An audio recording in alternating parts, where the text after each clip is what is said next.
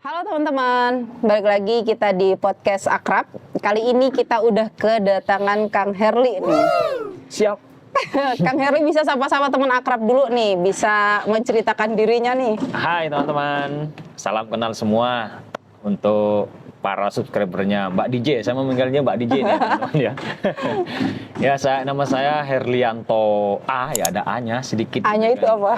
A-nya dulu waktu SD itu kan ada yang namanya sama. Oke. SD saya kan nggak langsung punya akte kelahiran kan ya. Oh, namanya sama nih. Kasih aja A dan B gitu kan. Manual banget gitu kan. Dan itu masuk di akta ya? Masuk di ijazah, masuk di KTP semua, Pak. Jadi saya pernah mau bikin paspor itu, dipermasalahin tuh.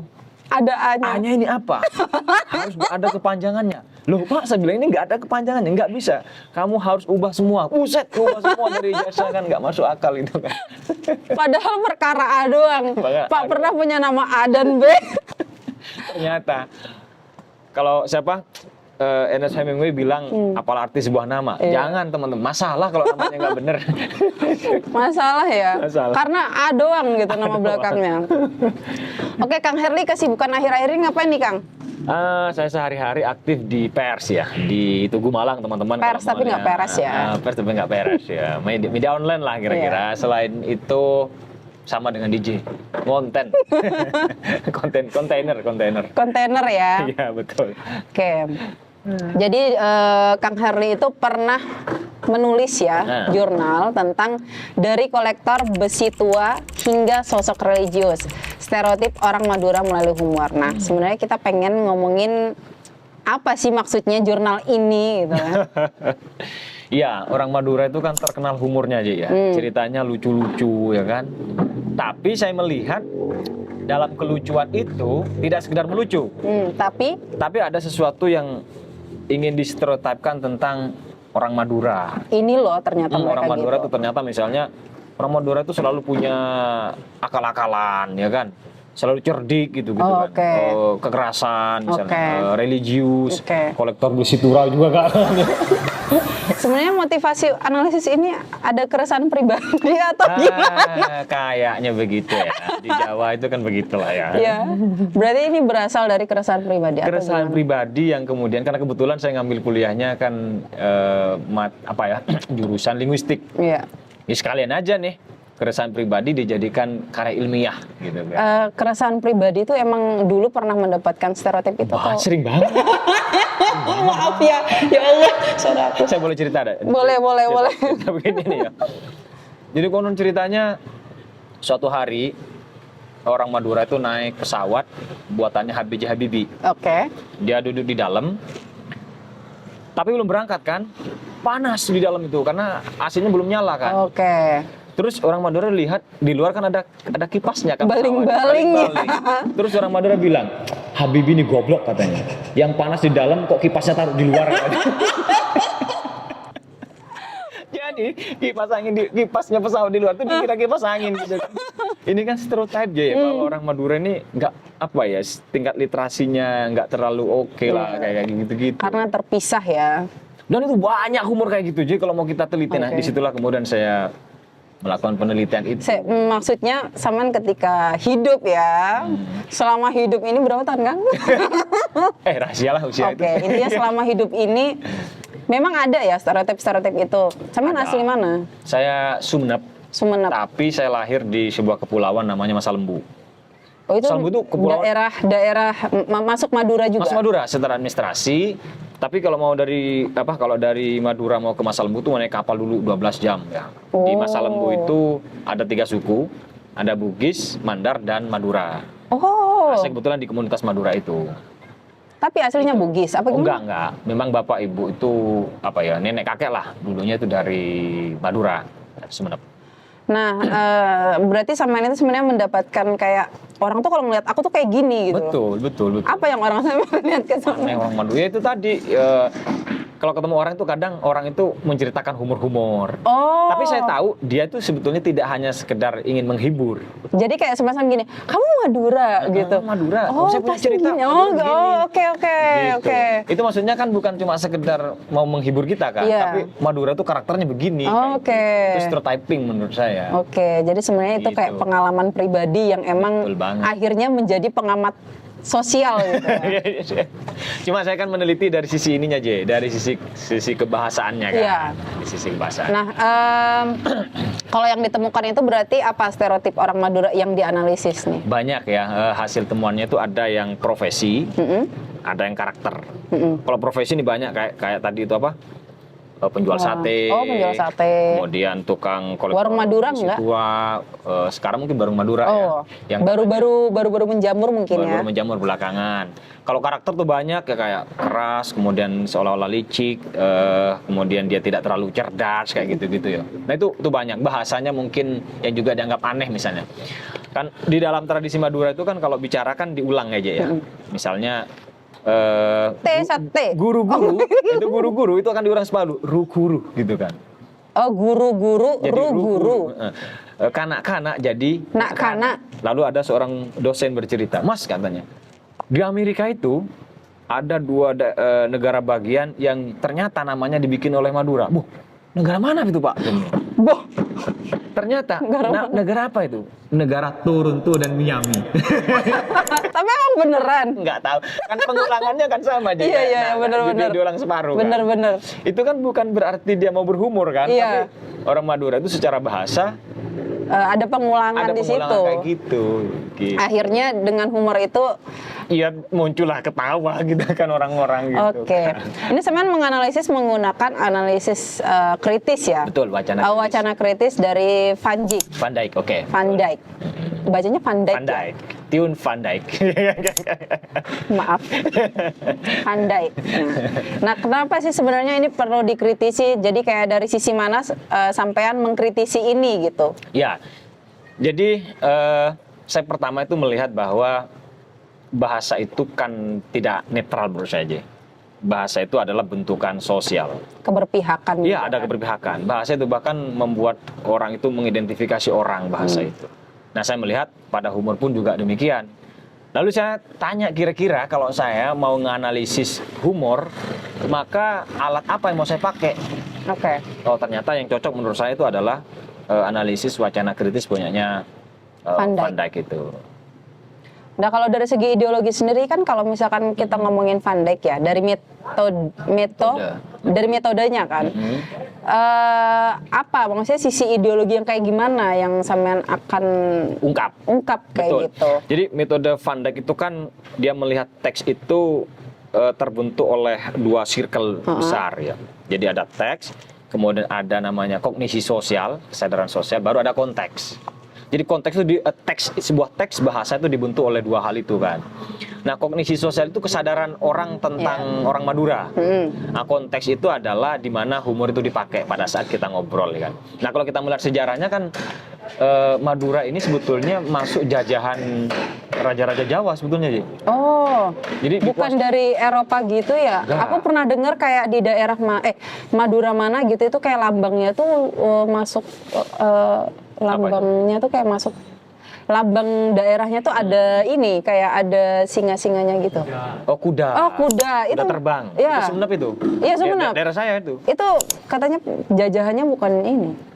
Mungkin jadi sebelum ada sebelum ada penjajahan dari Belanda, itu kan kita masih raja-raja lah ya, kerajaan Mataram. Jadi sebelum ada kolonialisme gitu ya. Jadi emang udah dijajah sama raja-raja Jawa Iya, gitu udah dikuasai sama orang-orang Jawa kan gitu kan. Makanya kalau orang Madura mau ke Jawa itu bilangnya turun. Orang Madura mau ke Jawa. Naik. Naik. Karena Nah itu kalau dari Jawa ke Madura itu turun. Itu saya melihat di situ bukan naik turun dalam arti lokasinya lebih rendah, tapi secara kebudayaan seolah-olah orang Jawa itu lebih tinggi. Oh, jadi kayak lebih ke strata sosialnya gitu ya. Sosialnya. Jadi kayak kamu mau kemana? Mau turun nih? Turun. Gitu. Betul. Mau turun strata sosial, Bos. Mau kemana? Mau Gitu. naik gitu. Pansos. Gitu Oke. ceritanya. Jadi sebenarnya yang mau dilihat itu ideologi dari wacana humor ini gitu. Terus alhasil adalah Alhasil temuannya adalah bahwa ya secara ideologis orang Madura itu diidentikan secara pendidikan memang di bawah kan. Kesejahteraan Madura itu kan memang termasuk yang agak kurang bagus di Jawa Timur. agak jauh ya. Betul. Karena Saya pernah ngecek itu namanya indeks apa namanya sih? BPS-nya. Tingkat kecerdasan. Tingkat kira ya. kecerdasan. Itu di Jawa Timur paling rendah ada di Sampang. Sampang tuh yang paling pojok. Di tengah. Jadi Tengah, Sumeneb, ya. Sampang, Sumeneb, Pamekasan, Sampang, Bangkalan. Oke. Itu paling rendah di Sampang. Sampang. Kedua kemudian Bangkalan gitu kan. Padahal mau dari Surabaya mau ke Madura ini kan sudah nyambung sebetulnya kan Iya. pakai Suramadu kan. Tapi kenapa kok tingkat kecerdasan orangnya masih paling bawah gitu kan? Tapi sampean menganalisis sampai ini nggak sih, sampai emang dikonstruksi seperti itu atau gimana?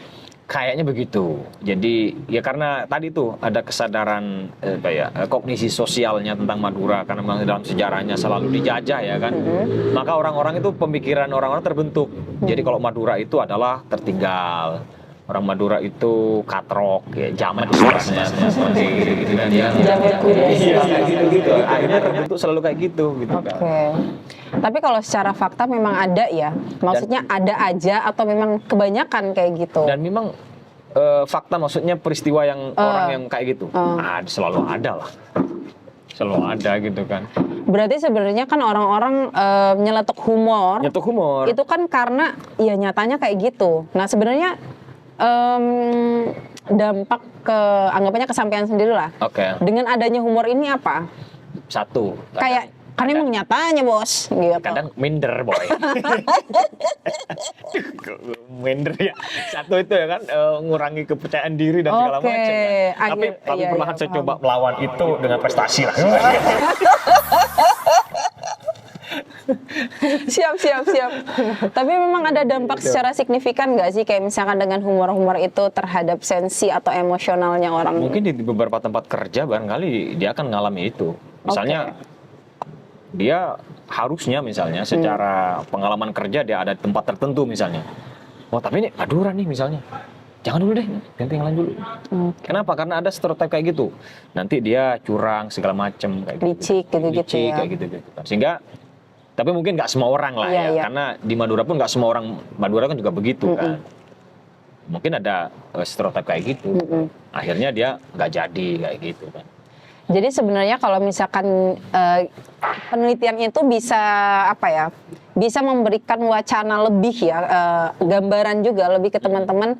Sebenarnya hasil dari Kang Herli ini bisa teman-teman pakai untuk melihat yang lain gitu nggak sih? Betul. Jadi kayak oh ini loh humor ini tuh gini loh. Terus nanti bisa dianalisis tuh di apa namanya di ranah kerja gitu-gitu ya secara pribadi dia sensi apa enggak.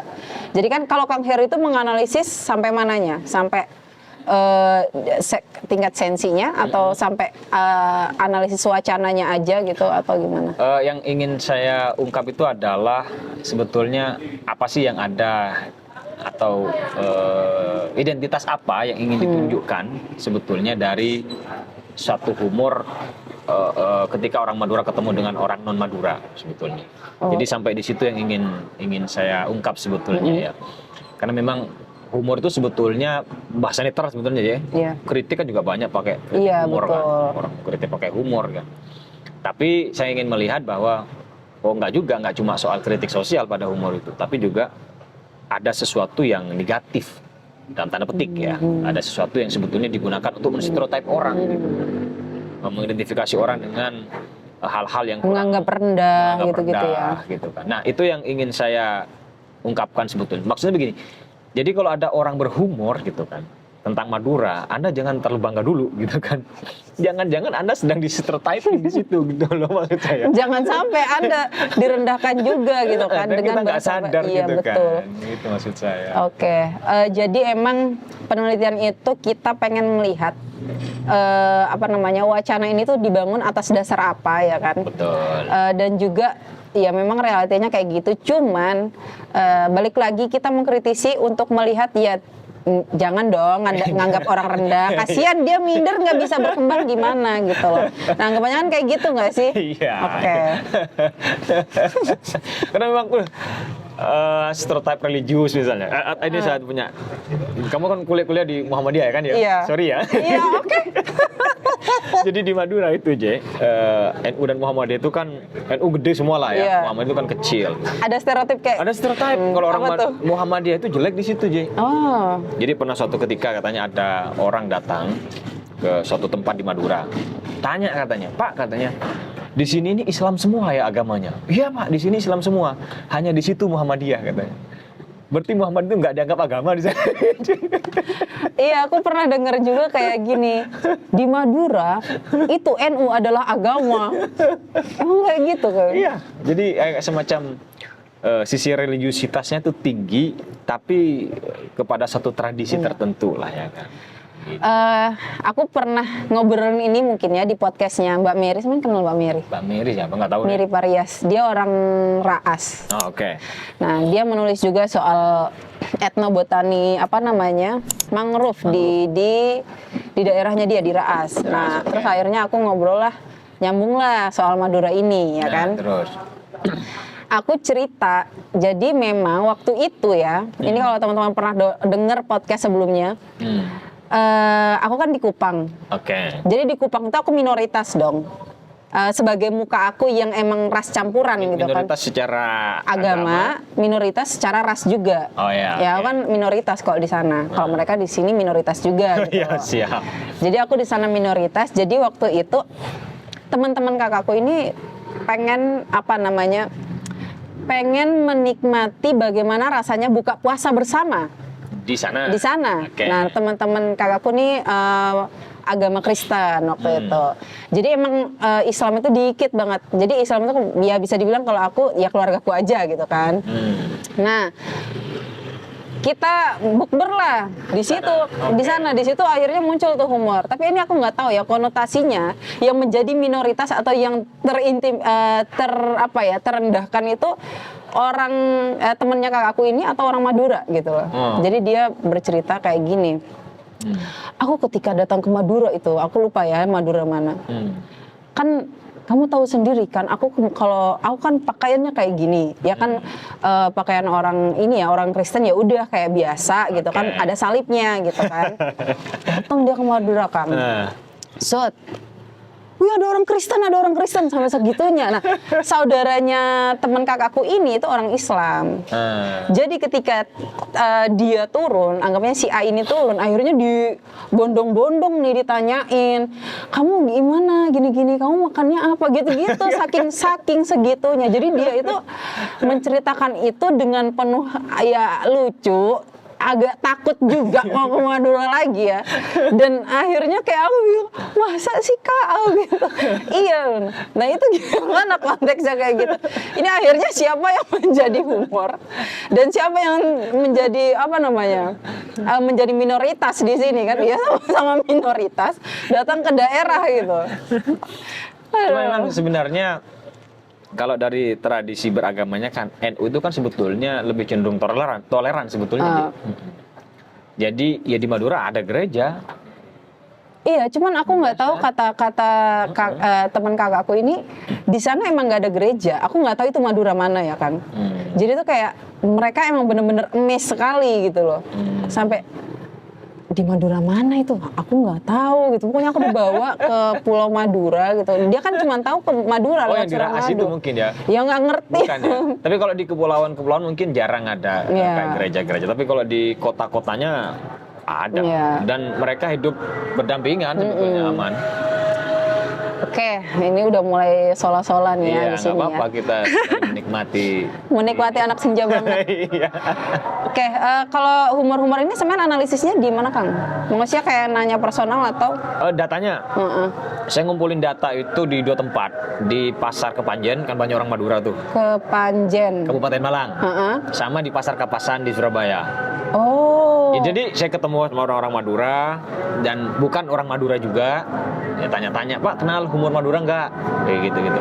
Oh tahu Mas, saya punya. Jadi mereka lah kemudian jadi langsung ngobrol gitu. punya banyak data. Itu yang kemudian saya rekam. Jadi saya kumpulin gitu. Saya dapat berapa sih waktu itu? Ada sekitar 80-an humor lah kalau nggak salah. Banyak sekali kan humor itu. Itu udah jadi kayak kamus humor itu Madura. kalau dikumpulin jadi buku sendiri itu. Kamus humor. Kamus humor itu. Ada 80-an lah kalau nggak salah itu kan.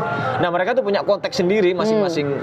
Kapan sih mereka mau cerita humor itu gitu kan. Jadi mereka punya konteks humor itu gitu loh. Nah jadi kayak tadi tuh ketika saya ke Amerika Mas gitu kan, ternyata di Amerika itu ada 2 negara bagian yang dibikin oleh orang Madura kayak gitu. Ada cerita lagi misalnya konteks pasar misalnya dia bercerita. Orang Madura kan kadang jualan di pasar tuh ya. Ada orang Madura Mas jualan di pasar, jualan semangka. Semangka manis merah katanya kan. Datanglah orang Jawa katanya mau beli. Beli Cak 1 katanya. Ini beneran merah? Iya beneran merah. Dibawalah semangka itu naik motor. Pas di tikungan jatuh semangkanya. Pecah. Ternyata putih semangkanya. Woi marah nih orang Jawa nih ya kan. Katanya merah kok putih. Datanglah ke orang Madura protes. Cak katanya semangkanya merah tapi kok ini putih katanya. Tanya orang Madura. Loh kok pecah ini Dek katanya kan. Iya tadi jatuh sana. Waduh ini semangkanya pucet ini Dek katanya. Semangka yang merah itu jadi pucet kan putih gitu nggak jadi merah gitu. Jadi pucat. Jadi itu kan kayak semacam berkelit gitu kan. Nah dari situlah kemudian saya analisa itu saya kumpulin dari bentuk-bentuk humornya itu kan macam-macam. Ada yang mengambil bentuk bahasa itu tadi ya. Ada yang mengambil bentuk profesi tadi itu. Kalau bentuk bahasa itu ya kayak tadi pengulangan dalam bahasa Madura itu dia pakai sebagai humor juga ya kan. Kemudian ada model yang orang Madura itu secara bahasa kadang bahasa Indonesia ya nggak terlalu fasih. Iya. Iya nggak terlalu fasih gitu kan. Ada ceritanya nih orang Madura naik bis dari Sumeneb ke Surabaya. Oke. Bis itu penuh full. Dia berdiri kan nggak dapat tempat gitu kan. Buset katanya. Sampai di Surabaya marah-marah dia sama temannya. Kurang ajar katanya. Saya naik bis dari Sumeneb sampai Surabaya berdiri gitu. Jadi mulai dari kenaikan sampai keturunan nggak dapat kedudukan katanya. Mulai dari kenaikan, mulai naik gitu kan, sampai turun nggak dapat tempat duduk. Tapi bilangnya itu loh mulai dari kenaikan sampai keturunan nggak dapat kedudukan. Gitu. Bisa. Itu kan kalau di bahasa Indonesia kan ya lucu kan jadinya kan, keliru kan secara bahasa gitu kan. Nah kayak gitu-gitu yang dijadikan poin oleh orang-orang yang mau berhumor tentang orang Madura gitu. Tapi yang saya bilang tadi orang Madura tuh emang minim dari segi bahasa Indonesia ya? Beberapa mereka kesusahan. Kalau mau menggunakan bahasa Indonesia. Beberapa kesusahan. Kecuali mungkin yang di perkotaan kali ya. Kalau di perkotaan mungkin sudah mengenal praktek berbahasa yang lebih bagus kali ya. Tapi kalau yang agak pedalaman itu masih kadang kesulitan. Nah kemarin tuh aku sempat ngobrol sama yang Mas Apri itu ngomongin soal bahasa juga dan bagaimana mempertahankan identitas bahasa ya. Terus aku tunjukin satu video gitu kan. Video di mana itu di pesawat kan. Dan kebanyakan orang-orang tuh udah pada berdiri gitu. Di kepalanya udah ada bahaya lagi ya? Bukan di kepala tuh udah megang barang-barangnya di atas kepala kayak mau naik kapal lah. Tapi kan pesawat kan shoot gitu. Akhirnya tuh si announcer nih yang pramugari ini kan biasanya ngomong bahasa Indonesia. Mohon Bapak Ibu diharap duduk kembali karena memang pesawat belum belum settle lah kayak gitu ya. Tahu nggak? Akhirnya pakai bahasa apa nggak ngerti. Bahasa Madura. Udah. Loh kok ikut ujung. Aku share ke teman-temanku yang Madura. Pada kakak semua. Itu di mana? Aku nggak tahu. Yang penting ini Indonesia bos. Ini Indonesia. Tapi kalau dari segi bahasa kan sebenarnya orang Madura ini tidak didominasi oleh bahasa lain ya. Mereka punya mereka punya pride sendiri gitu, menggunakan bahasa identitas mereka gitu. Sampai pramugari aja pakai bahasa Madura, berarti kan ya.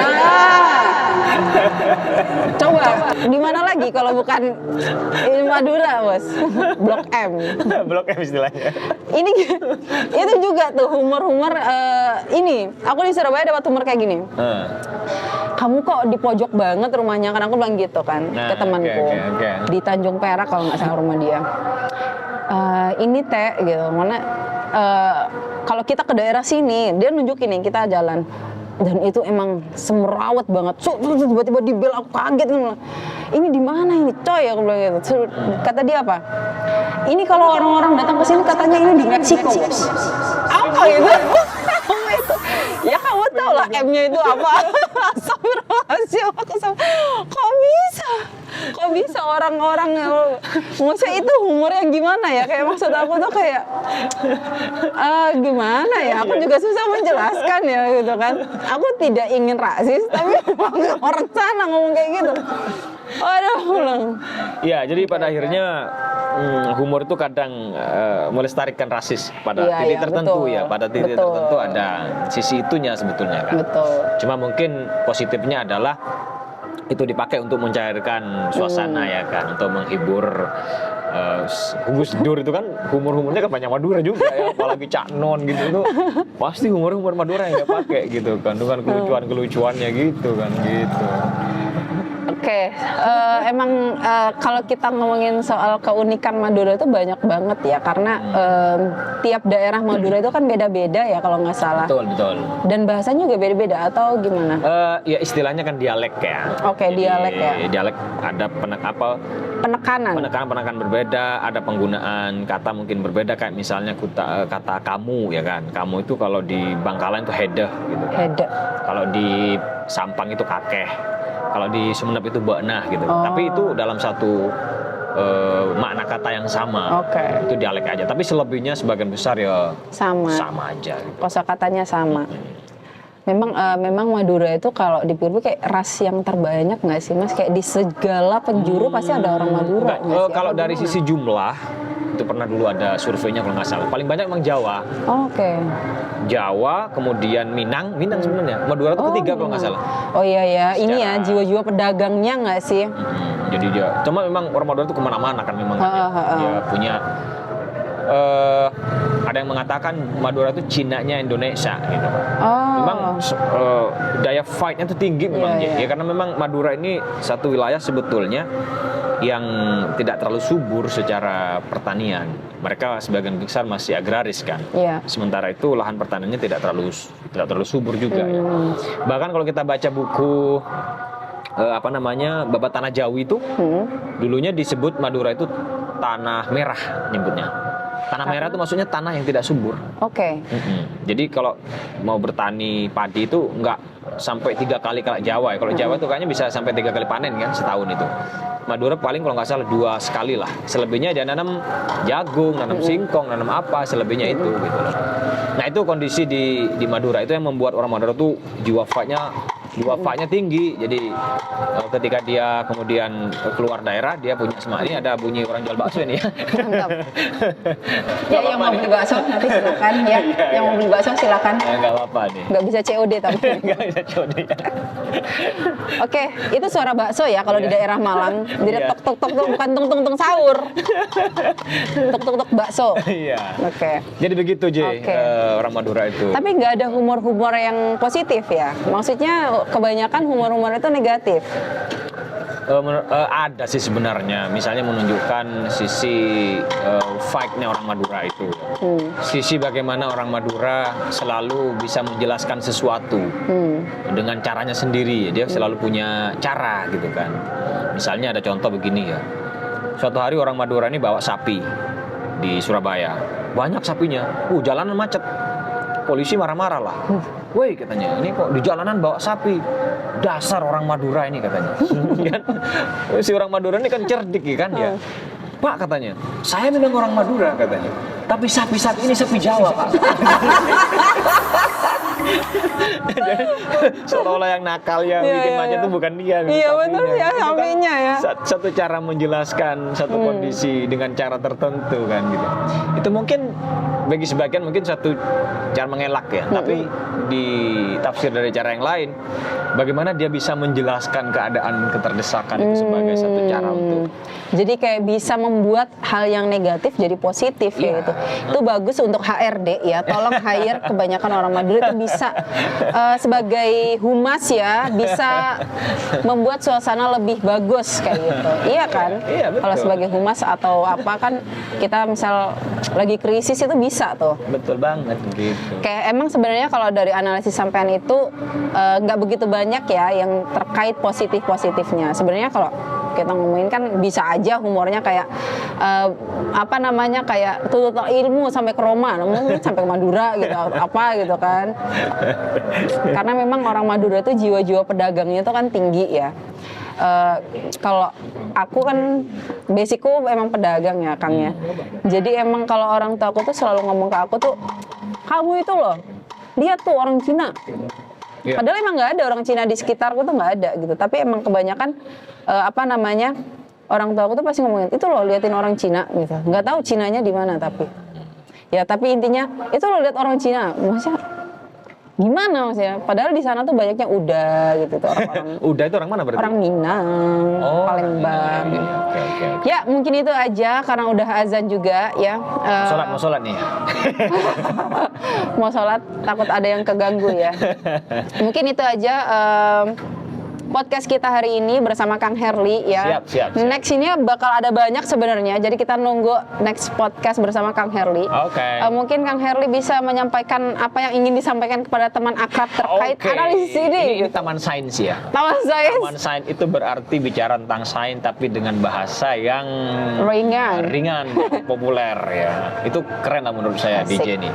Karena itu teman-teman sekalian jangan lupa like, subscribe, comment, and share. Itu aja. Oke. Terima kasih. Terima kasih.